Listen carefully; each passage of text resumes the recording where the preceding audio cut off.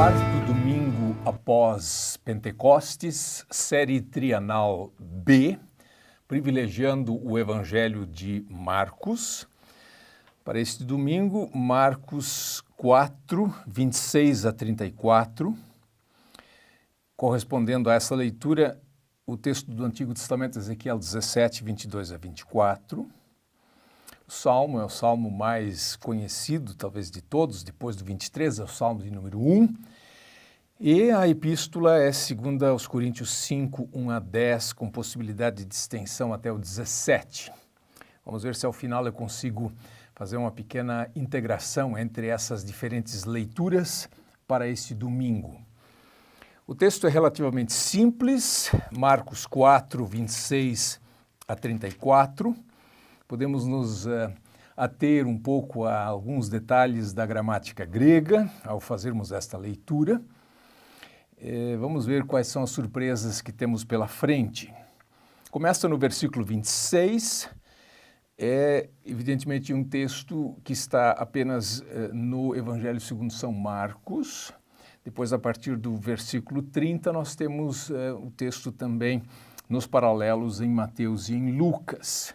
O texto começa assim, kai elegen, e dizia. Quem dizia?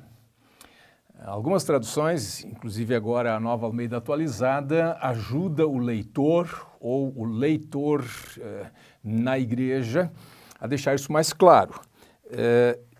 Jesus disse ainda, ou seja, identifica o falante.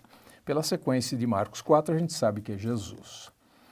Hutos estin he basileia tuteu, hos anthropos bale ton sporon epitesges. A gente não deveria parar no final do versículo 26, porque uma das coisas que se aprende sobre essa parábola é que ela não compara o reino de Deus com a primeira coisa que aparece, mas com tudo que é relatado. Então você precisa ler o texto a rigor todo. O reino de Deus é como tudo que vem depois. Mas para efeito de análise é bom irmos parando versículo por versículo. Hutos estin he basileia tuteu. Assim é o reino de Deus. Bom, você não consegue entender os evangelhos sinóticos, se você não lidar com esse conceito de reino de Deus. Ele não é explicado nas parábolas, ele é subentendido. Nós precisamos entendê-lo a partir do restante dos evangelhos. Alguém disse assim, e eu até coloquei isso no meu livro Princípios de Interpretação Bíblica, onde eu faço um pequeno resumo do reino de Deus, especialmente no parágrafo ou no capítulo sobre parábolas, uma frase de alguns hereges na história da igreja. Orígenes disse assim, Jesus é autobasileia, ele próprio é o reino.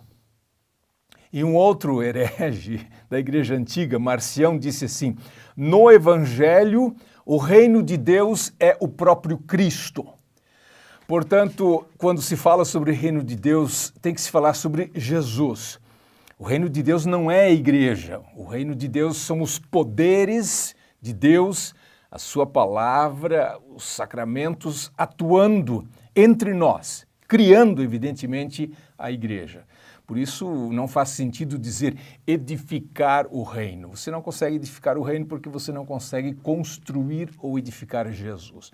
O que você disser sobre o reino tem que ser aplicável a Jesus.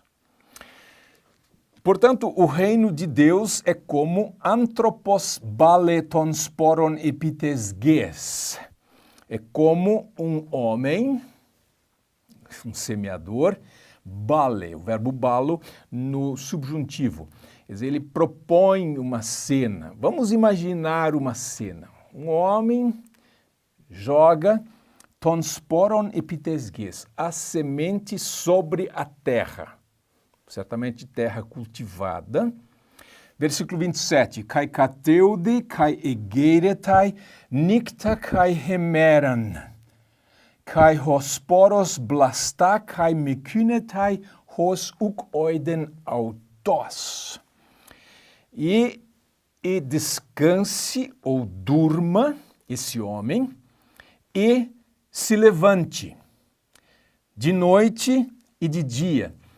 Interessante essa sequência. Primeiro vem a noite, depois o dia. Pode ser uma sequência hebraica, onde a noite vem antes do dia. Houve tarde e manhã, o primeiro dia, algo assim.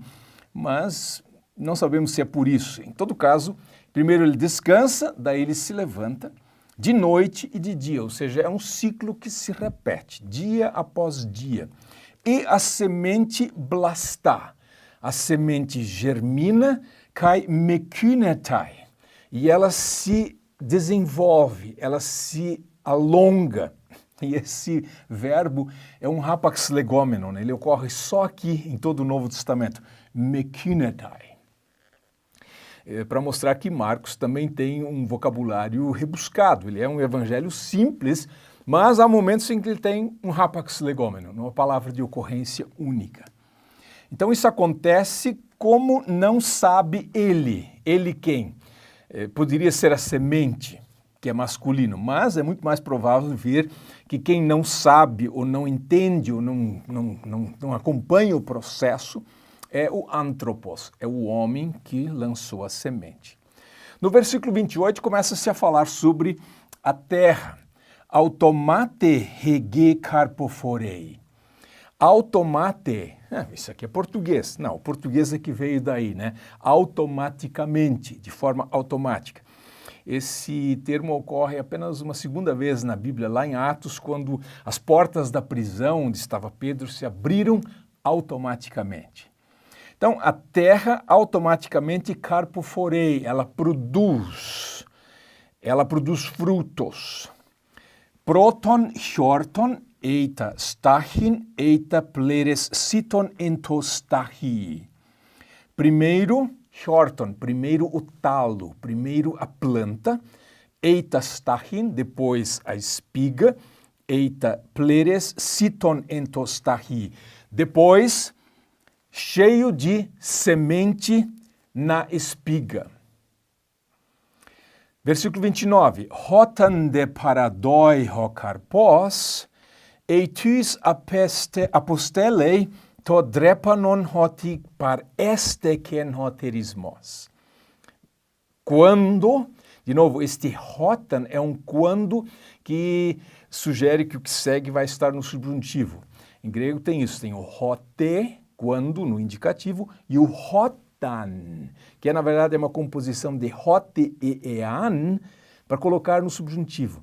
E quando, eventualmente, ao final do processo, paradoi hokarpos, ou seja, quando o fruto paradoi, paradidomi, quando ele entrega, ou seja, quando aquela semente está madura para, por assim dizer, se entregar, quando a espiga está madura para abrir, para que saia a semente. Então, eitus, outra palavra típica de Marcos, imediatamente apostelei to drepanon. Ele envia a foice. É uma maneira assim bem literal de traduzir. As traduções vão fazer uma coisa mais idiomática, mas o homem ele manda a foice, ou seja, ele começa a colheita, ele começa a cortar a planta, hoti par esteken hoterismos, porque a colheita se fez presente, par istemi, ela chegou. Lembrando que a colheita é uma imagem usada em vários lugares, pelo menos em dois, né, em Joel e depois em Apocalipse 14, para a cena do juízo. Então, é, por assim dizer, um tema parabólico, colheita. Assim como a semente é um tema parabólico ligado à palavra de Deus. Versículo 30. Kai elegen, mesmo formulário, mesma fórmula de início, e dizia, e Jesus continuou, né? Pos homoiosomenten basileian tuteu, e entini auten paraboletomen. Jesus continuou, ou ele dizia, como compararemos o reino de Deus. De novo, outros evangelhos, Mateus especialmente, vai preferir reino dos céus. Marcos tem reino de Deus, que são conceitos equivalentes, só formulações diferentes. Então, como compararemos o reino de Deus? Ou entini auten parabole tomen. Está tudo embaralhado aqui no grego em o que ou em qual a ele parábola colocaremos. Nós vamos ter que desembaralhar isso, né? Ou em qual parábola poremos o reino. Bom, agora aqui ficou claro que Jesus conta uma parábola, que esta é uma parábola. Vai ficar claro também no final, no versículo 33, que se tratam de parábolas. Uma parábola é uma comparação de coisas que não são necessariamente iguais, não são meramente ilustrações, e elas levam a pensar, a refletir, elas questionam pontos de vista. É como às vezes é olhar no espelho, mas ver uma imagem um pouco distorcida, fora de foco.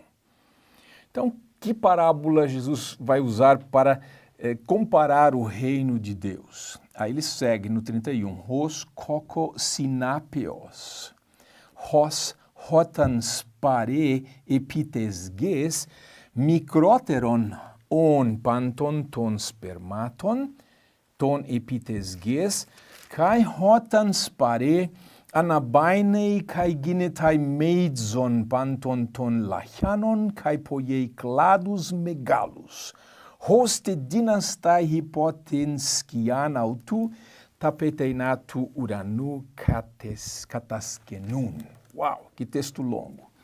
Mas não dá para parar ali, é tudo uma peça só. Como cocosinapios, como grão de mostarda. O cocos é masculino e sinapi, que é mostarda, é uma palavra neutra no grego.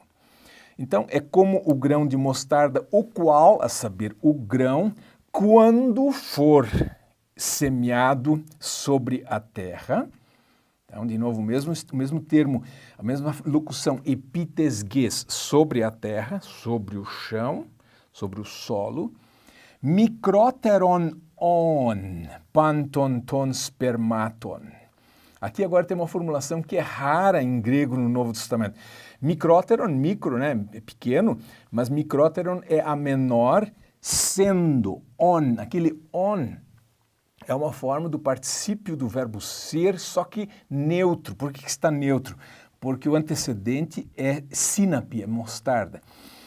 A qual, a mostarda, a mostarda, sendo de todas as sementes, panton ton spermaton, ton epitesges, quer dizer, sendo a menor do que todas as sementes, as que estão sobre a terra.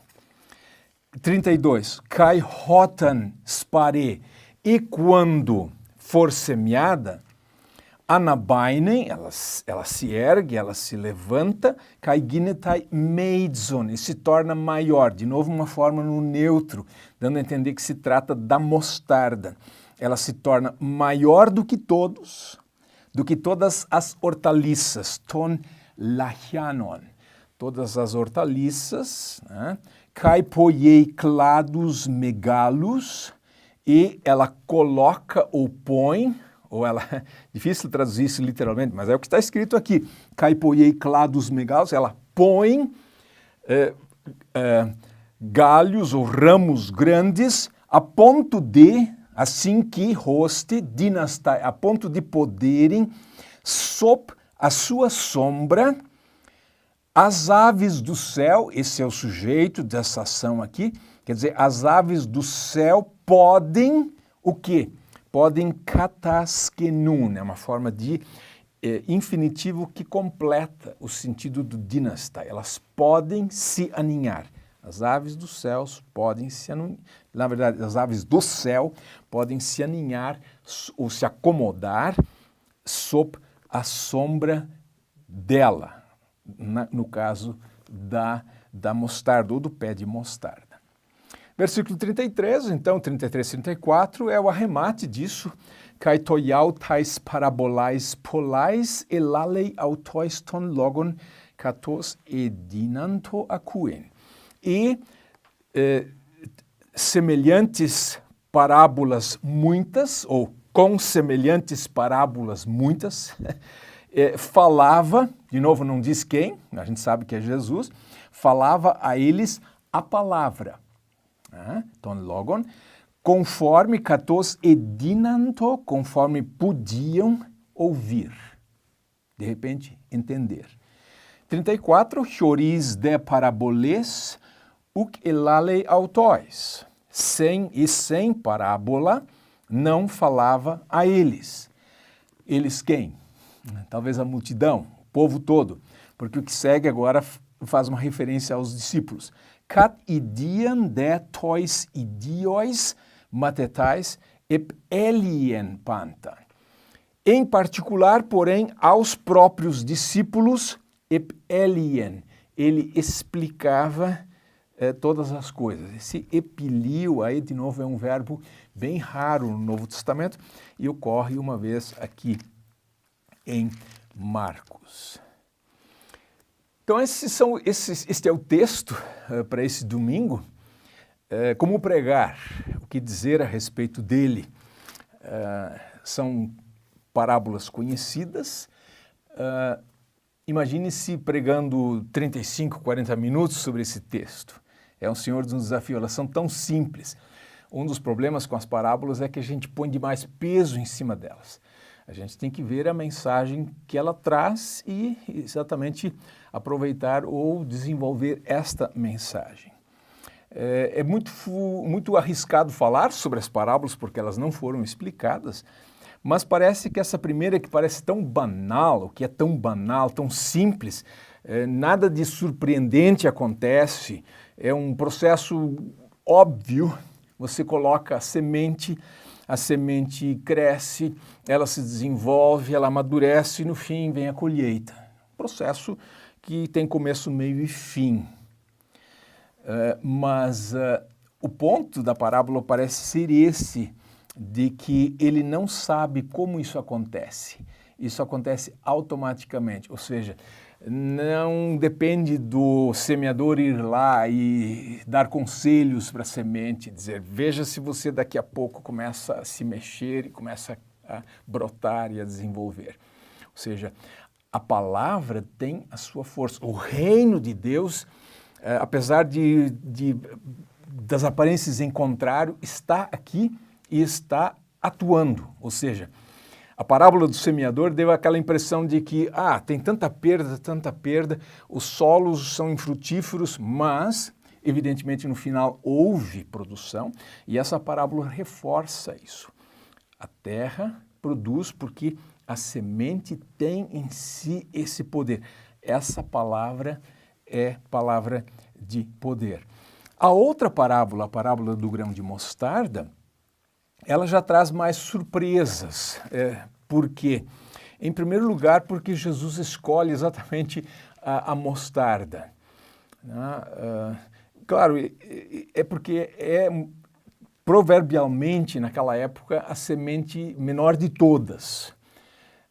Mas depois, no final, a gente esperaria que fosse um resultado maior. Exatamente o texto de Ezequiel 17, que é o texto do Antigo Testamento, para esse domingo, ele traz exatamente o cedro. Jesus desconstrói isso, ele coloca uma planta que não é tão impressionante assim. Se você quiser ter certeza disso, procure no Google a brássica negra, a mostarda negra. Você vai dizer, mas que árvore é essa? Na verdade, nem é árvore, é um arbusto. Mas, para quem precisa se aninhar nela, para as aves, já é uma sombra, já é alguma coisa. Ou seja, ela serve o seu propósito. E, na verdade, o ponto da parábola é esse. A menor das sementes se transforma numa árvore na qual as aves do céu, as aves silvestres, podem se aninhar. O reino não cresce por crescer. O reino cresce para abrigar. E, evidentemente, se relacionarmos com Jesus, a gente precisa dizer, o reino aparentemente nem estava lá. Jesus está na sua humilhação, mas não se engane, o final vai ser surpreendente. Vai ter mais gente aninhada dentro desse pé de mostarda do que a gente imaginava ou poderia imaginar. E é nesse sentido que eu conecto a leitura da epístola para esse domingo. Nem sempre a epístola nos socorre, mas nesse domingo vale a pena expandir essa mensagem incorporando o texto da epístola que é 2 aos Coríntios 5, 1 a 10, onde Paulo fala da casa, do tabernáculo terrestre, contrastando isso com uma habitação celestial, um edifício. A barraca, a tenda que é provisória, perecível, que se desmonta, e depois o edifício que vem da parte de Deus e que não é mais desmontável, ele é eterno. Mas essa salvação de que ele fala aqui, ela tem que tamanho agora? Ou qual é a sua dimensão? E aí em 2 Coríntios 5:5 diz assim, ora, foi o próprio Deus quem nos preparou para isto, dando-nos o penhor do Espírito. Eu falei no início que o reino de Deus é Cristo, mas o reino de Deus também é o Espírito Santo. O reino de Deus é Deus, Pai, Filho e Espírito Santo. Mas aqui se fala do Espírito. E é interessante, o céu que nós temos agora, a salvação que nós temos agora, tudo o que temos é, a rigor, o penhor do Espírito. Não é muito. Não é muito. É um bocado, mas não é tudo aquilo. É apenas um penhor, é apenas a primeira prestação, a entrada que Deus nos deu. A gente poderia esperar, não, Deus espera que a gente confirme o negócio dando uma entrada. Não, Ele dá a entrada, Ele paga o penhor e nos dá o Espírito. Essa é a semente de mostarda, o Espírito. Não está aqui. Está sim, está. E depois nós veremos o resultado maior. Por enquanto, temos só o Espírito, o que não é pouco. E essa palavra, ou essa ação do Espírito na palavra e nos sacramentos, ela é eficaz. Essa é a mensagem das parábolas. Li outro dia, diz assim, no batismo nada acontece. Opa, como assim? Não, no batismo muito acontece. Por quê? As pessoas vão dizer, não acontece porque é só uma semente. Não, é uma semente que quando é lançada, ela brota, ou seja, acontece. A ceia, vi outro dia, há tempos atrás, ou uma frase escrita no muro de uma igreja, hóstia não mata fome. De fato, não mata fome, mas que fome que ela não sacia. Ou seja, as pessoas olham e dizem, insignificante, uma ceia dessa, que ceia é essa? Mas esta é a ceia celestial. Ou seja, tudo aquilo que parece desprezível, que não vai dar em nada, o que não vem daí. Ou seja, tudo isso a gente pode explorar a partir dessas parábolas, especialmente integrando também as demais leituras, e aí teremos uma mesa farta, um prato cheio para apresentarmos para o nosso povo.